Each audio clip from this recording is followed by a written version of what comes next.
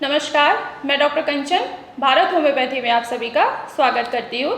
चलिए आज बात करते हैं फीमेल्स में हेयर फॉल्स के प्रॉब्लम के बारे में, रीजंस क्या है और उसको क्योर कैसे किया जाए और उसको फाइंड आउट कैसे किया जाए। तो बहुत सारे फीमेल्स हैं जिनको हेयर फॉल्स की प्रॉब्लम आ रही है, जो कि बहुत ज़्यादा अब कॉमन भी है। कभी ना कभी किसी ना किसी को हेयर फॉल जो है वो हो ही रहा है।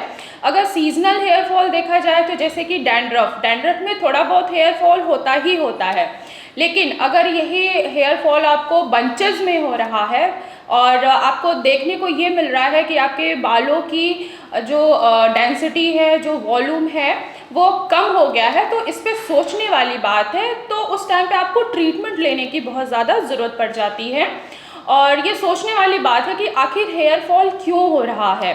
तो एक बात और आपको ध्यान देने वाली है कि अगर आपको हेयर फॉल हो भी रहा है तो आप सैलून में जाके अगर आप स्पा भी ले रहे हो या केराटिन ट्रीटमेंट भी ले रहे हो तो भी उसका कोई फ़ायदा नहीं होगा, क्योंकि हेयर फॉल क्यों हो रहा है, इसके पीछे का रीजंस क्या है, वो आपको खुद ब खुद फाइंड आउट करना पड़ेगा।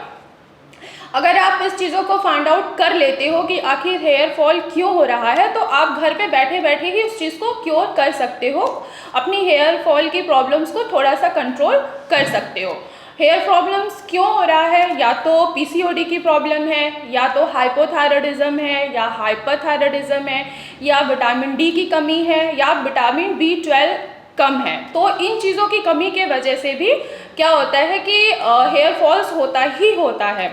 अगर देखा जाए कि अगर आपको पीसीओडी, अगर पहले रीजंस की बात करें तो पीसीओडी है। पीसीओडी में क्या होता है कि पीरियड जो होता है वो थोड़ा सा लेट आ जाता है या डिले हो जाता है या महीने 2 महीने बाद आता है। इसमें क्या होता है कि हार्मोन्स जो होते हैं वो हमारे पूरी तरीके से डिस्टर्ब हो जाते हैं। जब हार्मोन्स डिस्टर्ब होगा तो जाहिर सी बात है कि हमारे हेयर फॉल्स हमारा होगा ही होगा। तो एक रीज़न ये आता है। तो आपको क्या करना होगा, अगर आपको पीसीओडी है तो आपको ज़्यादा कुछ नहीं, एटलीस्ट आपको फाइंड आउट करना पड़ेगा कि आखिर पीसीओडी अब पता कैसे लगेगा। उसके लिए आपको एक अल्ट्रासाउंड कराना होता है लोअर एब्डोमेन का। जब आप लोअर एब्डोमेन का स्कैन कराएंगे तो आपको पता चलेगा क्या आपके ओवरीज के ऊपर सिस्ट तो नहीं है। अगर सिस्ट है तो उसकी प्रॉपर ट्रीटमेंट और प्रॉपर डाइट फॉलो करेंगे, जिससे आपका पीसीओडी भी ठीक होगा और साथ साथ में क्या होता है कि आपका हेयर फॉल जो है वो भी ठीक होता चला जाएगा। अगर हम दूसरे रीजंस की बात करें, जैसे कि सफ़ेद पानी, ये भी बहुत ज़्यादा कॉमन है। अगर सफ़ेद पानी थोड़ा बहुत आ रहा है तो वो नॉर्मल है। अगर सफ़ेद पानी बहुत ज़्यादा आ रहा है, पूरे महीने आ रहा है, तो ये एबनॉर्मल है और इस पर सोचने वाली बात है। अगर सफ़ेद पानी जो है, अगर पीरियड्स आने के कुछ दिन पहले या एग्स का एवोल्यूशन होता है तब अगर सफ़ेद पानी आ रहा है तो इसको हम नॉर्मल में काउंट किया जाता है, नॉर्मल है।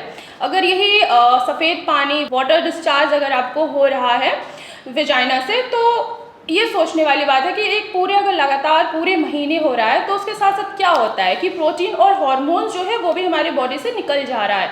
तो प्रोटीन की कमी के वजह से भी हेयर फॉल्स होता ही होता है। अगर हम तीसरे रीज़न की बात करें तो वो है कि अगर हमें थायराइड की प्रॉब्लम है तो हम इसको ईजिली आसानी से फाइंड आउट कर सकते हैं ब्लड टेस्ट करा के। उसमें पता लगेगा क्या आपके हार्मोन्स के लेवल डिस्टर्ब तो नहीं हैं, क्या आपके हार्मोन्स के लेवल डाउन तो नहीं जा रहे हैं, क्या आपके हार्मोन्स के लेवल बहुत ज़्यादा बढ़ा तो नहीं हुआ है। जैसे कि टीएसएच, अगर टीएसएच इंक्रीज़ होता है तो भी हेयर फॉल होता ही होता है, क्योंकि यहाँ पे कहीं ना कहीं हार्मोन्स जो है वो डिस्टर्ब है और जिसके वजह से आपको हेयर फॉल हो रहा है।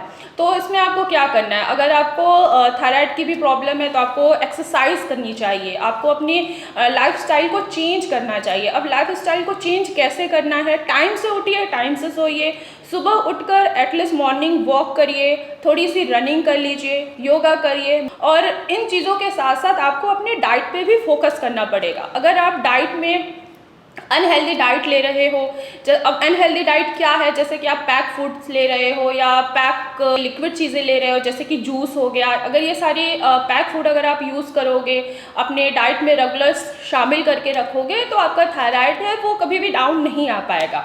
तो आपको थायराइड के लेवल्स को कम करने के लिए या पीसीओडी को कम करने के लिए या क्योर करने के लिए आपको अपने डाइट पे ज़्यादा फोकस करना है। सबसे ज़्यादा आपको ऐसे फूड वगैरह लेने हैं जिसमें मिनरल्स हो, प्रोटीन हो, जैसे अंडे हो गए, फिश हो गया, और फ्रूट्स हो गए। फ्रूट्स में जैसे पपाया हो गया, एप्पल हो गए। ये सारी चीज़ें अगर रेगुलर बेसिस पे आप लेते हो तो, और एक्सरसाइज करते हो, तो हेयर फॉल की प्रॉब्लम जो होगी आपकी एटलीस्ट 100 में से 90% तो ऐसे ही क्योर हो जाएगा। बाकी जो 10% रह जाएगा वो हमारी दवाइयों से हो जाएगा।